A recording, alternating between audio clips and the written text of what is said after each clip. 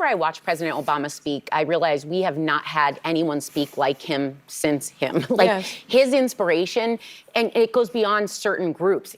He doesn't just resonate with Black men. He resonates with everyone because he speaks so impassioned. He breaks things down. Racists didn't love him too much. Well, I'm not addressing that part, but in general, I think the thing people need to check in is, I know we look at the groups and we divide everyone, the Black community, the female community, the Latina community.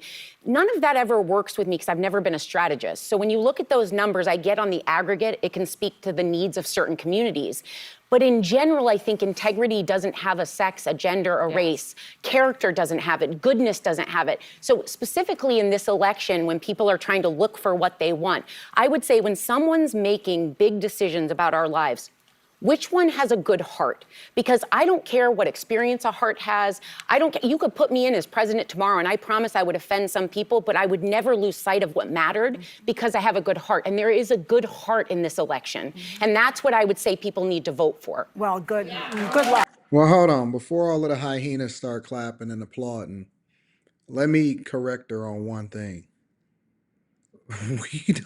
We as Black men, we don't care nothing about what Obama think.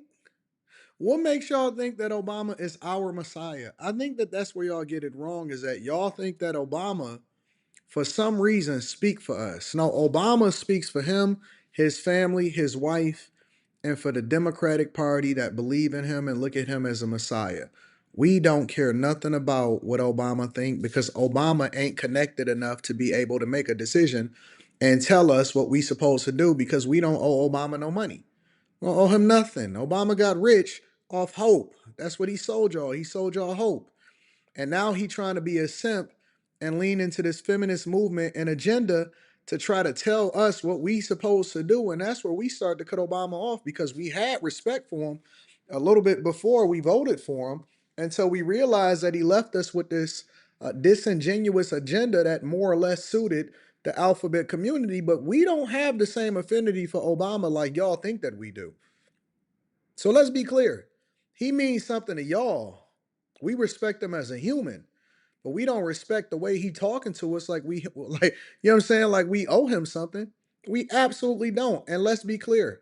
I do not believe even for 1 second that Kamala Harris or Obama and their supposed character is even remotely good enough to speak to us because, listen, we look at everything as an action. That's how men instinctively, masculine men instinctively think. We look at love as us being able to flip on that light switch because we had to go and trade in our time for money and then our money for resources in order to make sure that we take care of you. And so we sacrifice on your behalf.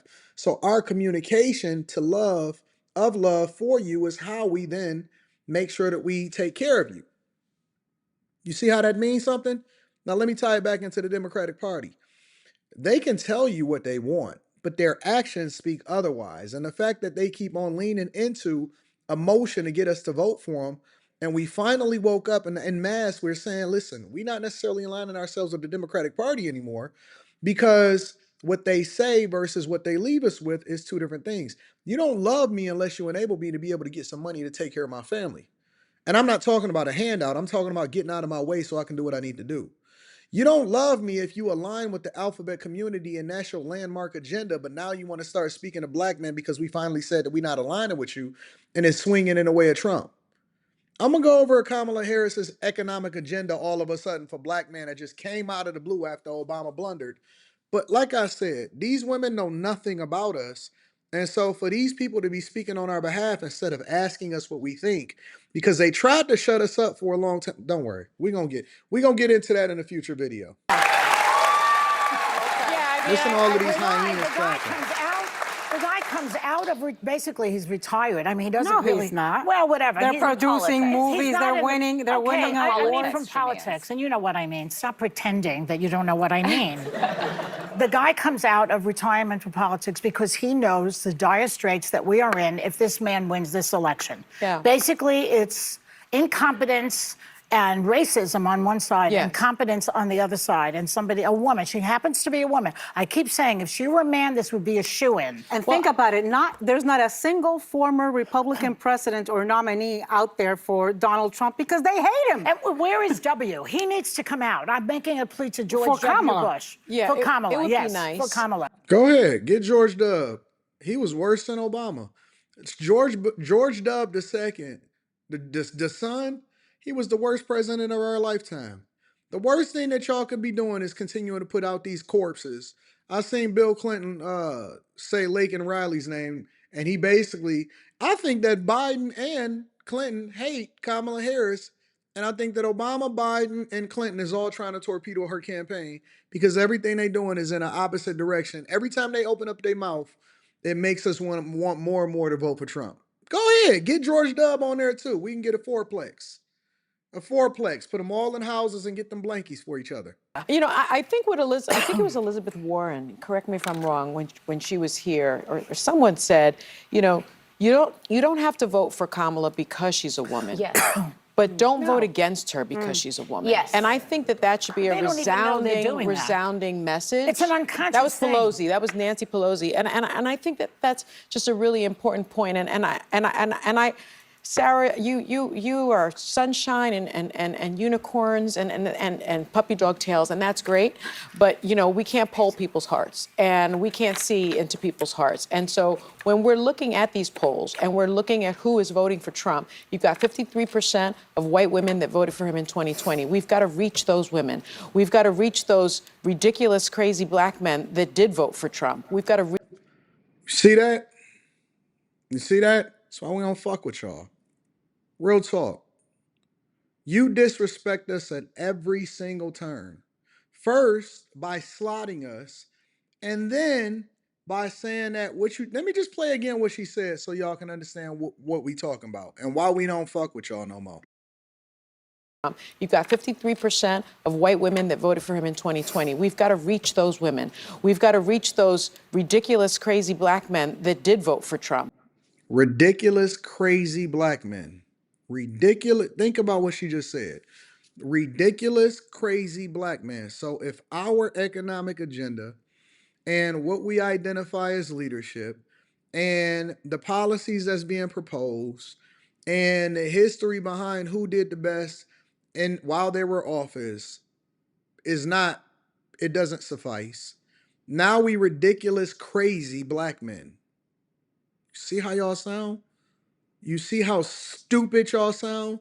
And why we then revolt. So don't sit here and have a conversation with us because even as insulting as y'all are, and as much as y'all throw ad hominem attacks when y'all can't have y'all way because y'all panicking, because you know you about to lose this election, even when you can't have your way, you know what you do? You insult people and you start to throw temper tantrums when it's not working out in your behalf. Ridiculous, crazy black men that voted for Trump the first.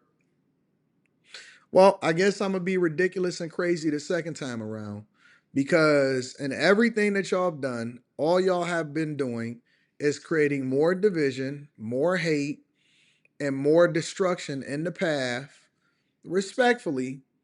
And y'all started it first. And y'all can't wait to try to shut us up and tell us to get on board and get on point. We don't follow y'all. We march to the beat of our own drum. And the minute that y'all start to understand and listen to understand instead of listening to respond, you're not going to shame us into doing what you want us to do. That's not even your superpower as a woman. And so I encourage every single man, not just black man, not Hispanic, Latino, white, whatever, every single man, I say come together, inform yourself, arm yourself, and vote. I'm not even going to tell you how to vote because I respect you. But what I am going to tell you is that I expect for you to vote, making an informed decision on what's best for your family, not based off of what Sonny is saying. Fuck what Sonny talking about and all the rest of these women on The View. Y'all make sure y'all tap into the Patreon link is in the description. Also, Teach Hanley 40% off your first order plus 20% off for life. And then last but not least, make sure you get your tickets. Come and kick it with me in person. Men, women, all of the above. All of the details is in the description. Put discount code Anton in there, and we gonna run it up. I love you. I appreciate you. Let me know what y'all think inside of the comments.